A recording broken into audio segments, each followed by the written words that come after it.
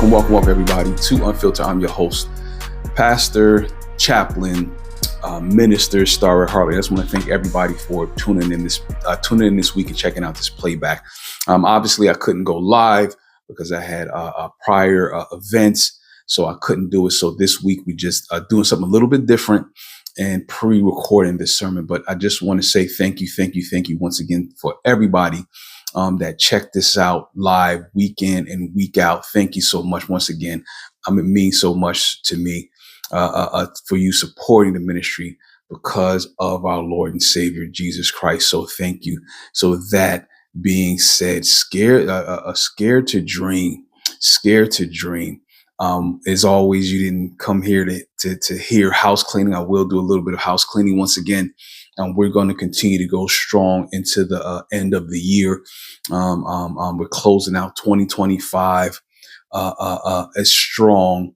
Going into 2026, it's been a quick year for me. It went by very fast for me. I was just going through some things and realizing, wow, it is November already. It seemed like it just was spring and the summer was a blur. Okay. So that being said, prayerfully, the Lord has opened up doors and blessed you in a mighty way in 2025. And prayerfully, you will not be scared to dream, taking that into 2026, moving forward in the Lord. So that being said, let's say a quick prayer. As we say always here on Unfiltered, we get in the word, we get out the word, and we send you along your merry way. So that being said, dear Lord, we thank you so much for everyone that's under the sound of my voice, Lord, as always. Everyone that is listening to this, that is tuning into this, Lord, I ask you, Lord, to bless them in a mighty way, Lord. May they continue to move in your confidence, Lord. And when they move in your confidence, Lord, may you continue to embolden them, Lord, Father God, embolden them, Lord Jesus Christ, so that they may do your works and your will in this earth while they're out there, Lord. May they be a beacon of light for you, Holy righteous Father, Lord Jesus Christ. And may you continue to instill in every single one that's under the sound of my voice a confidence in you to not put their talents under a bowl, but do what you prescribe for us to do, Lord Jesus Christ. And that is shine their light upon a hill. We thank and we love you, Lord. And lastly, as always, as I give the sermon, Lord, move me out the way so that one looks upon us. They do not see me, Lord, but they look past me. They see you, Lord, in the message so that you may be glorified, so that all that is done and all that we do may be done for you and then done as if unto you. We thank you, we love you, and we come to you and ask these things in Jesus' name. So opening scripture is Luke 2:21-24. Luke 2:21-24. Week 3. So here we go. Luke 2:21-24. I'm reading from the New International Version. On the 8th day, when it was time to circumcise the child, he was named Jesus, the name the angel had given him before he was conceived. When the time came for purification rites required by the law of Moses, Joseph and Mary took him to Jerusalem to present him to the Lord. Verse 23, as it was written in the law of the Lord, every firstborn male is to be consecrated for the Lord. Verse 24, and to offer a sacrifice in keeping with what is said in the law of the Lord, a pair of doves or 2 young pigeons. Right there. You see that? So later on in the book of Luke speaks of a woman named Anna. Amen. And scripture states that Anna, she never left the temple, but she stayed in the temple, worshiping, fasting, praying day and night. This is what scripture said. Amen. And she was described at that time as when Christ was born, was an 84-year-old woman and was waiting all her life for a life world changing event. Amen. Glory to God. She was waiting for the birth of Jesus Christ, the Messiah. Amen. And scripture states that one day, while she was waiting, amen, in the temple, Joseph and Mary comes in with Christ as a newborn. So let's go down to Luke 2:36-38. Amen. Glory to God. Luke 2:36-38. There was a prophet named Anna, the daughter of Peniel, the tribe of Asher. She was very old. She had lived with her husband 7 years after her marriage. And then she was a widow until she was 84. You see that right there. Some scriptures say she's been a widow for 84 years. Some translations. She never left the temple, but worshiped night and day, fasting and praying. Verse 38. Coming up to them at that very moment, she gave thanks to God and spoke about the child to all who were looking forward to the redemption of Jerusalem. You see that right there. God is no micromanager, amen. Clearly, God is no micromanager. I always say that, amen. And clearly, Anna wasn't privy to the when of being the one to first witness the Messiah, amen. She wasn't privy to this information, amen. But what she knew, and clearly what the Holy Spirit said to her, and the Lord said to her through the Holy Spirit, which clearly wasn't revealed at that time. We know that, right?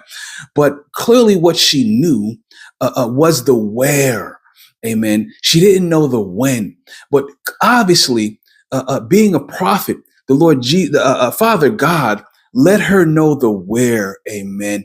And we knew that Anna was waiting in the temple for decades. We knew this. Why? Here's the thing, and I just want to tell you about a little bit about Israel culture, amen.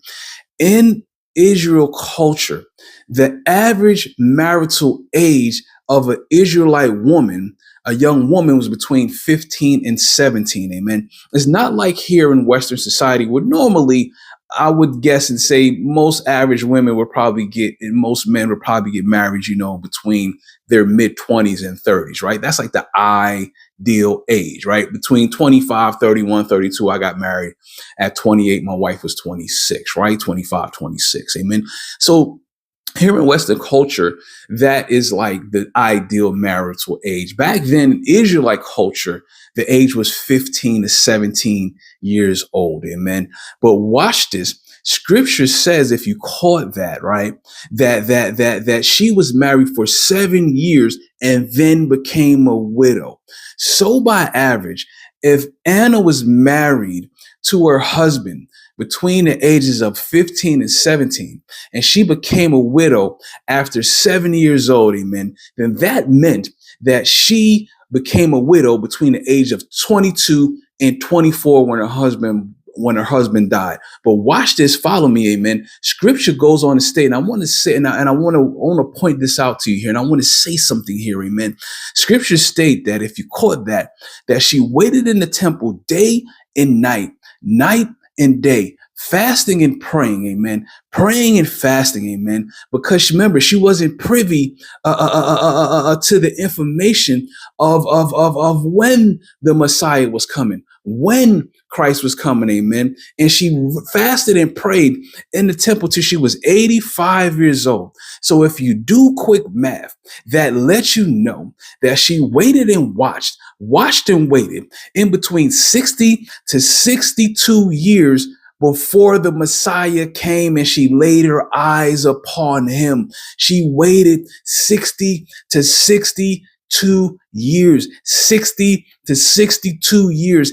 Anna could have given up hope. 60 to 62 years. Anna could have walked out the temple, amen. But no, Anna stayed dedicated to her assignment, glory to God. She refused to leave that temple, amen, glory to God. And she refused to miss her ordained, appointed time to lay eyes on the Messiah, glory to God. She never gave up on the dream. She never gave up on the hope that she was going to be the first ones privy to witness the coming of the Messiah. And clearly, Father God gave her this word. And clearly she had steadfastness in her assignment. Clearly she didn't give up on her dream. Clearly she wasn't scared to dream. Amen. Glory to God. Imagine the faith, glory to God. Imagine the hope, glory to God. Imagine the patience, glory to God, that it took her to hold on to God's word, hold on to God's assignment, and glory to God, and holds on to God's unchanging hand, amen.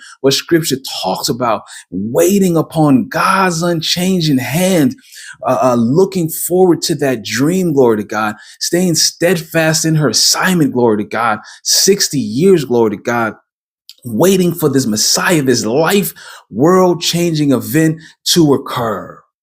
Glory to God, amen. And this is what I'm trying to talk to you about, amen. I want to inspire you, saints. I'm here today to tell you, saints, that if God gave you something and that thing is for you, if God gave you an assignment, if God gave you in a word, amen, and it just ain't happened right away. Unfortunately, in this society, things come at us so fast that we forget that sometimes it's on God's time and not our time. It's on God's time and not AI time.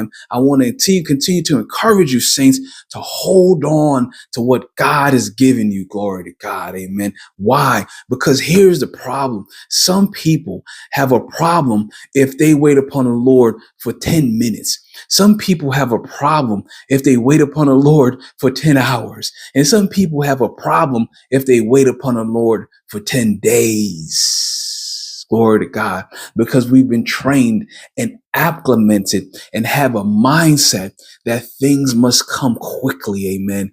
And the reality of the situation is that things do not come quickly. Glory to God. And what I want you to do, amen, is to hold on and don't squander away your divine appointment. Amen. Glory to God. To hold on, don't squander away your assignment. Amen. To hold on, don't squander away your dreams. Amen. To hold on, don't squander away the blessing. Amen. Glory to God. Because you are impatient on waiting upon the Lord. Trust me, if the Lord has told you, is nothing like it when he gives it to you. The feeling of joy and happiness and elation when God either gives it to you or finally makes that dream or that assignment come to revelation. Glory to God. I'm almost done. Amen. So what I'm trying to say to you is that clearly only Father God could have put this assignment on this woman, a prophet named Anna, where she waited 60 to 62 years prior of the Messiah coming. Amen. Once again, imagine the type of patience and consistency it took for her to continue to wait into that temple once again. I cannot emphasize, and I'm almost done, for her just looking and waiting and watching. Maybe Father God, angel was saying, okay, Lord, is this the person? Lord, is this the person? Lord, is these the parents? Lord, is that said a group of people, the parents? Probably thousands and thousands, tens of thousands of people walking into that temple day in and day out, her patiently waiting, saying, Lord, is that the child? Or is that the child? Amen.